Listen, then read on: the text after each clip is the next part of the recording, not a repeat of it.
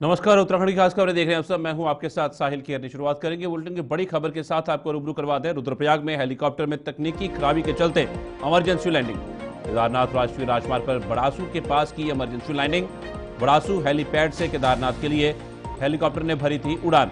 हादसे में पायलट को आई हल्की चोटें, अस्पताल में चल रहा उपचार। बड़ी खबर इस वक्त की उत्तराखंड से सामने आई है, जहां पर आपको बता दें कि जिस तरीके से यह हादसा पेश आया है, हेलीकॉप्टर की क्रैश लैंडिंग करवाई गई है। रुद्रप्रयाग में हेलीकॉप्टर में तकनीकी खराबी के चलते इमरजेंसी लैंडिंग करवाई गई और केदारनाथ राष्ट्रीय राजमार्ग पर बड़ासू के पास यह इमरजेंसी लैंडिंग करवाई गई है।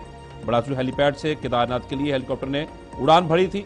हादसे में पायलट को हल्की चोटें आई और अस्पताल में उसका इलाज चल रहा है। रुद्रप्रयाग के बड़ासू इलाके में केदारनाथ के लिए जा रहे एक हेलीकॉप्टर में टेक्निकल खराबी आई। इसके चलते अचानक हेलीकॉप्टर को सड़क पर लैंड करना पड़ा। इसमें श्रद्धालु बैठे थे केदारनाथ दर्शन के लिए जो जा रहे थे। हालांकि कोई बड़ा हादसा नहीं हुआ, पर इससे पहले पायलट ने सूझबूझ दिखाई और हाईवे पर ही हेलीकॉप्टर को लैंड करवा दिया गया।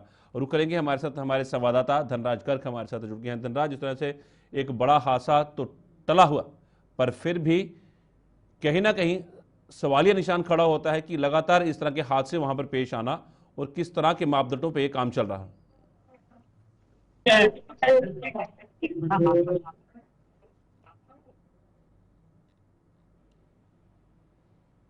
होने के कारण कहीं ना कहीं इसको इमरजेंसी लैंडिंग कराई गई है। हालांकि सभी लोग सुरक्षित हैं, सिर्फ पायलट को ही हल्की फुल्की चोटें हैं, जिसका अस्पताल में इस समय इलाज चल रहा है। और मैं देखेंगे कि उड्डयन विभाग की तरफ से इसकी पूरी जानकारी कहीं ना कहीं साझा की गई है और साफ तौर तक का बताया गया है कि किस तरीके से जो पूरी लैंडिंग कराई गई है एक बड़ा हादसा होने से टला है, क्योंकि ये पायलट की सूझबूझ के चलते कहीं ना कहीं हादसा टला है। हालांकि एक कार भी इसकी चपेट में जरूर आई है, लेकिन कोई भी अनहोनी होने से बच गई है। यानी कि किसी भी व्यक्ति को कोई इस तरह की कहा जाए कि जो चोट है वो नहीं आई है, सिर्फ पायलट को ही हल्की फुल्की चोटें हैं और उनका इलाज चल रहा है। और मैं देखिएगा तो साहिल आपको बता दूं कि इस तरीके से लगातार हेली जो हादसे हैं वो लगातार उत्तराखंड के अंदर होते हुए नजर आ रहे हैं, क्योंकि अभी हाल ही में आपने देखा होगा कि 2 बार इस तरह का हादसा हो चुका है। और इस हादसों की शपथ लेते हुए कहीं ना कहीं सरकार को सोचना चाहिए कि आखिर इस तरह के हादसे क्यों उत्तराखंड के अंदर हो रहे हैं, क्योंकि उत्तराखंड का जो क्षेत्र है वो कहीं ना कहीं संवेदनशील है और इस तरह के हादसे मौसम के चलते होते हैं, कुछ नियमों की अनदेखों के चलते भी होते हैं। क्योंकि जो ये हादसा हुआ है इसमें भी यही माना जा रहा है शुरुआती दौर में कि जो नियम है उसकी अनदेखी करने के कारण ही ये बड़ा हादसा पेश आया है। धनराज, मैं ये भी समझना चाहूंगा, हादसा लगातार हो रहा है तो क्या जो सर्विस है वो मापदंडों को ताक पर रख के दी जा रही है? क्या उस पर कोई चेक जो लगाया गया है? 8 मई को भी हादसा हुआ था जिसमें कि 6 लोगों ने अपनी जान गंवा दी थी, तो उसके बाद किस तरह से कार्रवाई जो है प्रशासन करता हुआ वहां पर नजर आ रहा है? क्या जो ये हेली सर्विस दे रही एजेंसीज हैं, क्या इन पे कोई कार्रवाई हो रही है? बिल्कुल साहिल, देखिए पहले जो हादसा हुआ था उसमें भी जो लंबी कंपनी थी उस पर कहीं ना कहीं कार्रवाई सरकार की तरफ से की गई थी और उस लंबी कंपनी को कहीं ना कहीं उत्तराखंड के अंदर ब्लैक लिस्ट डाल दिया गया था, क्योंकि एक हादसा उसके चलते हुआ था, क्योंकि लापरवाही कहीं ना कहीं कंपनी की देखी गई थी। और अभी जो हादसा हुआ है इसमें भी कहीं ना कहीं जांच सरकार की तरफ से कराई जाएगी और जो भी जांच में निकल कर सामने आएगा उस पर कड़ी से कड़ी कार्रवाई जरूर की जाएगी। लेकिन वही देखिएगा कि जब भी इस तरह के हादसे होते हैं उसके बाद ही कार्रवाई की जाती है और उस कार्रवाई से कोई लाभ होने वाला नहीं होता है। लेकिन कहीं ना कहीं सरकार को एक ऐसा प्लान बनाना होगा कि ताकि जो नियमों की धज्जियां उड़ाते हैं उनको पहले से ही कहीं ना कहीं उन पर कार्रवाई की जाए, ताकि इस तरह के जो नियमों की अनदेखी है वो ना हो और इस तरह के हादसे पेश ना आए। तो इसके लिए कहीं ना कहीं एक प्लान जरूर सरकार को तैयार करना होगा, क्योंकि लगातार इस तरह के हादसे उत्तराखंड के अंदर कहा जा सकता है कि कहीं ना कहीं लोगों की जान को खतरा बन सकता है। क्योंकि जो ये हादसा हुआ है ये इमरजेंसी लैंडिंग सड़क पर कराई गई और सड़क पर जब आपने तस्वीरों में देखा होगा कि किस तरीके से जो एक कार है वो भी इसकी चपेट में आई है। यदि उस कार के अंदर कोई व्यक्ति मौजूद होता तो कहीं एक बड़ा हादसा हो सकता था, लेकिन एक बड़ा हादसा टला है। गनीमत ये रही कि किसी की कोई अनहोनी नहीं हुई है, सिर्फ एक पायलट को हल्की फुल्की चोटें आई है। जी, जानकारी दे रहे थे हमारे संवाददाता धनराज। और जिस तरीके से एक बड़ा हादसा जो है वो टला है, पर कहीं ना कहीं एक सवालिया निशान खड़ा होता है और इस पे इन्वेस्टिगेशन होना बहुत ज़रूरी है। बढ़ते हैं आगे। उत्तराखंड के मुख्यमंत्री पुष्कर सिंह धामी 2 दिवसीय दौरे पर नैनीताल में है। दौरे के दूसरे दिन मुख्यमंत्री सीएम पंथ पार्क पहुंचे। इस दौरान पंथ पार्क में मुख्यमंत्री ने सफाई अभियान चलाते हुए पार्क में बने नाले की झाड़ू लगाकर सफाई भी की उन्होंने पार्क में वृक्षारोपण किया और स्कूली बच्चों और जनता को पर्यावरण संरक्षण और स्वच्छता की शपथ भी दिलाई। मुख्यमंत्री ने कहा कि पर्यावरण को बचाना राज्य सरकार की प्राथमिकता है। सीएम ने कहा कि सरकार ने देश में सबसे पहले GEP मॉडल लागू किया है, जिसके तहत लगभग 6000 जल स्रोतों को पुनः भरण किया गया है। इस दौरान भारतीय शहीद सैनिक विद्यालय के छात्र छात्राएं, विधायक सरिता आया, पालिका अध्यक्ष सरस्वती खेतवाल, पालिका अधिशासी अधिकारी और भाजपा के कार्यकर्ता शामिल हुए। पर्यावरण हमारी पहली प्राथमिकता है। हमारे राज्य में पर्यावरण के संरक्षण के लिए हमने पूरे देश और दुनिया में सबसे पहली शुरुआत की है। GEP हमने उत्तराखंड में लागू किया है, जो भारतवर्ष के लिए भी और पूरी दुनिया के लिए भी एक मॉडल है, ग्रॉस इन्वायरमेंट प्रोडक्ट। और इससे हम ये माप कर पाएंगे कि हमने विकास के कार्यों में कितना जो है ग्रॉस इन्वायरमेंट प्रोडक्ट का हमने मापन किया है, कितना हमने उसके लिए चुकाया है। उसके आधार पर हम पर्यावरण संरक्षण के क्षेत्र में हम एक बड़ा योगदान दे सकते हैं। और देवभूमि के अंदर अनेक हमारे जल स्रोत हैं, नाले, धौरे, गाड़, गधेरे, इन सभी के पुनर्जीवन के लिए, उनके संरक्षण के लिए, संवर्धन के लिए हमने सारा का यहाँ पर गठन किया है। उसके माध्यम से लगभग 6500 ऐसे जल स्रोत पहले साल में हमने खोजे हैं या उनको रिचार्ज करवाने की दिशा में काम किया है। और आदरणीय प्रधानमंत्री जी ने एक पेड़ माँ के नाम, जो उसका दूसरा चरण इस बार देश के अंदर प्रारंभ हो रहा है, जिसमें 108 करोड़ से अधिक पेड़ पूरे देश के अंदर लगाए जाएंगे। ये अपने आप में उत्तराखंड के अंदर भी हम लोग इसको आगे बढ़ाएंगे, क्योंकि पर्यावरण संरक्षण हमारी प्राथमिकता है। और पूरे देश को हम जहाँ जल और जीवन देने का काम यहाँ अनेक नदियों के माध्यम से करते हैं, वहीं यहाँ का जो हमारा पर्यावरण है उसमें हम अपना योगदान करें और स्वच्छता पर भी विशेष ध्यान दें और पौधारोपण पर भी। वो हमारा अभी हरेला पर्व आने वाला है। हम पूरी तरह से संकल्पबद्ध होकर पूरे राज्य के अंदर इसको एक उत्सव के रूप में हर वर्ष मनाते हैं। इस वर्ष और जोर शोर से मनाएंगे, जिससे कि जो है हमारे पर्यावरण संरक्षण में हमारा योगदान लगातार बना रहे। और ये पर्यावरण संरक्षण की धरती है, यहाँ से पूरे देश के अंदर और पूरे विश्व के अंदर एक संदेश जाता है। उसकी हम लोगों ने देखिए बात करी है। ग्रीन फॉरेस्ट हमारे लिए, चूँकि हम एक बड़ी कीमत पर्यावरण संरक्षण के लिए हम लोग चुकाते हैं। हमारा 70% से ज़्यादा भूभाग हमारा वनों से आच्छादित है और बहुत सारे हमको विकास के काम करने में और अन्य काम करने में बहुत जो कंपनसेशन करना होता है, वो हमारे लिए बड़ा चुनौतीपूर्ण होता है। इसलिए लगातार हिमालयन राज्यों की बात हम लोग करते रहे हैं और इस दिशा में निश्चित रूप से हमने इस बार फाइनेंस कमीशन आया, उसके सामने भी अपनी बात रखी। अपने 2 दिवसीय जनपद भ्रमण के तहत उत्तराखंड के मुख्यमंत्री पुष्कर सिंह धामी ने हल्द्वानी शहर के प्रतिष्ठित कालू सिद्ध मंदिर में पहुंचकर भव्य प्राण प्रतिष्ठा महोत्सव में भाग लिया। मुख्यमंत्री ने विधिवत पूजा अर्चना करते हुए नवनिर्मित मंदिर में छत्र चढ़ाया और राज्य की सुख समृद्धि की कामना की। गौरतलब है कि सड़क चौड़ीकरण की योजना के तहत ऐतिहासिक कालू सिद्ध मंदिर का स्थान परिवर्तन किया गया है। नवीन स्थल पर मंदिर का पुनर्निर्माण कार्य पूर्ण होने के पश्चात आज उसकी प्राण प्रतिष्ठा विधि विधान से संपन्न हुई। इस अवसर पर मंदिर परिसर में धार्मिक वातावरण गूंज उठा और श्रद्धालुओं ने उत्साहपूर्वक भाग लिया। हाँ भगवान, ये देखो अब ये बहुत पुराना प्राचीन मंदिर था भगवान। कब से बैलगाड़ी से चलती थी, आपका इतने रोडों का निर्माण नहीं चला था उस वक्त। आपके हमारा है पुराना जमाना था, उस वक्त पुराने लोग थे। हाँ भगवान, तब से ये मंदिर आपका कालसिद्ध बाबा का पीपल का पेड़ ब्रह्मदेव बाबा थे रहे हैं सर। उस वक्त जो भी बैलगाड़ी में जाते थे लोग। उत्तराखंड हाईकोर्ट में देहरादून नगर निगम में फर्जी कर्मचारियों की नियुक्ति से लगभग 80 करोड़ के घोटाले के मामले में दायर जनहित याचिका पर सुनवाई हुई। सुनवाई के दौरान राज्य सरकार की तरफ से कोर्ट को अवगत करवाया गया कि घोटाले में शामिल आरोपियों के खिलाफ मुकदमा दर्ज कर लिया गया है, जिस पर कार्यवाही की जा रही है। मामले की सुनवाई के बाद कोर्ट ने राज्य सरकार से 4 सप्ताह में विस्तृत जांच रिपोर्ट पेश करने को कहा। मामले की सुनवाई के लिए कोर्ट ने 7 जुलाई की तिथि नियत की थी। आपको बता दें कि देहरादून निवासी विकेश नेगी ने हाईकोर्ट में याचिका दाखिल कर कहा है कि 2019 से 2024 के दौरान देहरादून नगर निगम में मेयर के कार्यकाल के दौरान स्वच्छता समिति में कई लोगों को नियुक्ति मिली थी, जिसमें 99 वर्कर ऐसे थे जिनका कोई रिकॉर्ड ही नहीं था। जब मामले की जांच की गई तो जांच टीम ने पाया कि स्वच्छता कर्मियों की फर्जी नियुक्तियां कर भुगतान भी किया गया है, जिस पर कोर्ट ने पूर्व में हुई सुनवाई के दौरान जवाब दाखिल करने के निर्देश जारी किए थे। पर्यावरण हमारी पहली प्राथमिकता है। हमारे राज्य में पर्यावरण के संरक्षण के लिए हमने पूरे देश और दुनिया में सबसे पहली शुरुआत की है।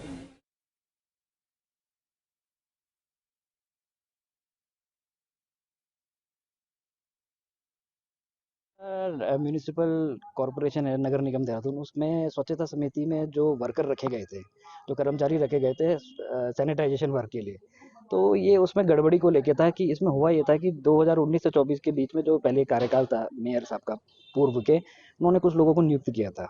अब जब बाद में पता चला कि उनकी नियुक्ति फर्जी पाई गई, वो लोग काम पे नहीं थे और उनके वेतन को लेके एक गड़बड़ घोटाला था, जिसका एक प्रिलिमिनरी इंक्वायरी कंडक्ट हुई थी मई 2024 में।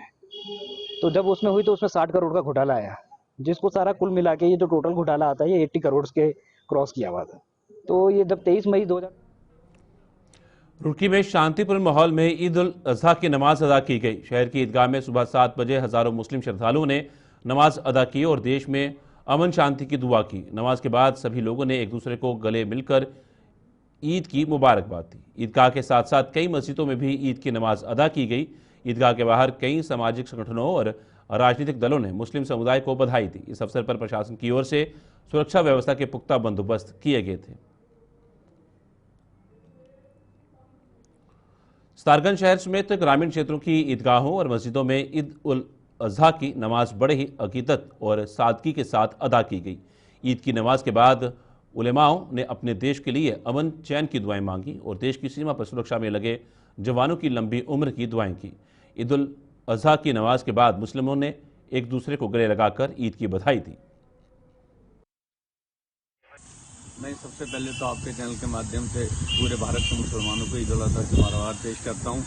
और आज ग्राम बघौरी में बड़े अमन सुकून के साथ नमाज ईद उल अजहा अदा की गई और मुझे लगता है कि पूरे भारत में के मुसलमान बड़ा अमन सुकून के साथ ही उन्होंने नमाज अदा की गई होगी, क्योंकि ये अल्लाह की जानिब से इब्राहीम खलीलुल्लाह की जो सुन्नत है वो तमाम मुसलमान अपने जो जायज़ कमाइयों से अल्लाह की राह में जानवर कुर्बान करते हैं और आज के दिन ये पैगाम देते हैं कि हम भारत में रहने वाले हैं, हम इस्लाम को भी फॉलो करते हैं, अपने भारत को भी फॉलो करते हैं। और मैं तमाम भारत के मुसलमानों से जहाँ जहाँ तक मेरी वीडियो जाए मैं उनसे अपील करता हूँ कि वो लोग अमन सुकून के साथ।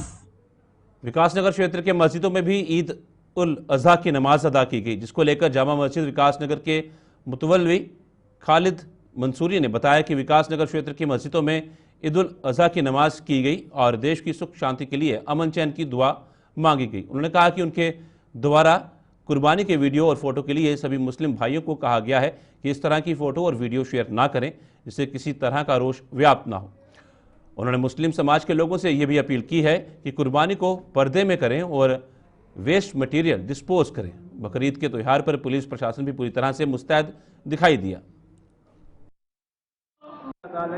करम से हमने और सुकून हमने सबने पूरे नगर वासियों ने अमन और सुकून के साथ जो है ईद की नमाज अदा की है और किसी तरह की कोई व्यवस्था ख़राब नहीं हुई। हमारा जो प्रशासन था उसने भी बड़ी अच्छी व्यवस्था की थी। अल्हम्दुलिल्लाह सारा काम अमन और सुकून के साथ हो गया। मैं इस मुबारक मौके पर सभी देशवासियों से यही कहना चाहूँगा कि नफ़रतों को ख़त्म करके इत्तिफाक और मोहब्बत के साथ जैसा कि अब से पहले हम रह रहे थे। हल्द्वानी में उत्तराखंड के पूर्व मुख्यमंत्री और कांग्रेस के वरिष्ठ नेता हरीश रावत अपने चिर परिचित अंदाज के लिए जाने जाते हैं। पहाड़ी उत्पाद को बढ़ावा देने के लिए समय समय पर हरीश रावत खान पान पार्टी के माध्यम से उत्तराखंड की प्राकृतिक उत्पादन को अधिक से अधिक बढ़ावा देने के लिए लोगों को जागरूक भी करते हैं, जिसके तहत पूर्व मुख्यमंत्री हरीश रावत हल्द्वानी के एक निजी बैंक्वेट हॉल में काफल पार्टी का आयोजन किया गया, जहां भारी संख्या में कांग्रेस नेता और कार्यकर्ता मौजूद रहे और काफल का जमकर स्वाद चखा। इस दौरान हरीश रावत ने काफल पार्टी के बहाने भाजपा पर जहां निशाना साधा तो वहीं ऑपरेशन सिंदूर के तहत भारतीय सैनिकों की तारीफ भी की। हरीश रावत ने कहा कि काफल पार्टी ऑपरेशन सिंदूर की सफलता और पूर्व सैनिकों के सम्मान में आयोजित की गई। ये मौसम की अद्भुत सौगात है। ये माँ प्रकृति की हम सब के लिए बहुत बड़ी देन है। ये पर्यावरण संरक्षण में भी बड़ा मददगार वृक्ष है और इसका फल सुस्वादु ही नहीं है बल्कि स्वाद में तो है ही है। इसका जैविक और औषधि उपयोग बहुत बड़ा है, तो इसलिए और अब यह आर्थिकी में भी बड़ा योगदान दे रहा है। लगभग 70-75 हज़ार लोग 1.5-2 महीने इसके भरोसे अपनी आजीविका बनाते हैं। इसलिए एक हमारी सामूहिक पहचान बन सके और उसके रूप में इसको प्रांतीय और राष्ट्रीय स्तर पर मान्यता मिल सके, उसके लिए सब प्रयास किए जा रहे हैं। और मैं ये काफल चैप्टर के लोगों को बहुत धन्यवाद देना चाहूँगा, हल्द्वानी काफल चैप्टर के, कि उन्होंने ये आयोजन किया और बहुत शानदार आयोजन। हरिद्वार में जमीन घोटाले पर हुई कार्रवाई के बाद कांग्रेस ने अब सरकार से सवाल उठाना शुरू कर दिए हैं। कांग्रेस सरकार से सवाल पूछ रही है कि इस भ्रष्टाचार को संरक्षण देने वाले सफेद पोश नेताओं पर कब कार्रवाई होगी। कांग्रेस के मुख्य प्रदेश प्रवक्ता ने करीमा दसोनी ने कहा कि NH-74 घोटाले में भी अधिकारियों पर कार्रवाई हुई थी, लेकिन थोड़े ही समय में वे बहाल हो गए थे। हरिद्वार में भी कार्रवाई तो सरकार ने की है, लेकिन जल्द ही ऐसे अधिकारियों को बहाल करने का काम सरकार करेगी। लेकिन सवाल वही है कि सरकार की नाक के नीचे कैसे भ्रष्टाचार पनप रहा है। बिल्कुल निश्चित रूप से बिना सफेद पोश के, पोषण के या संरक्षण के इतना बड़ा घोटाला कोई अधिकारी कर ही नहीं सकता। तो आपने देखा NH-74 घोटाला हुआ, भाजपा की प्रचंड बहुमत की 2017 वाली सरकार ने कहा हम CBI जांच कराएंगे। जांच तो दूर की बात, गडकरी की चिट्ठी के बाद ठंडे बस्ते में वो NH-74 चला गया।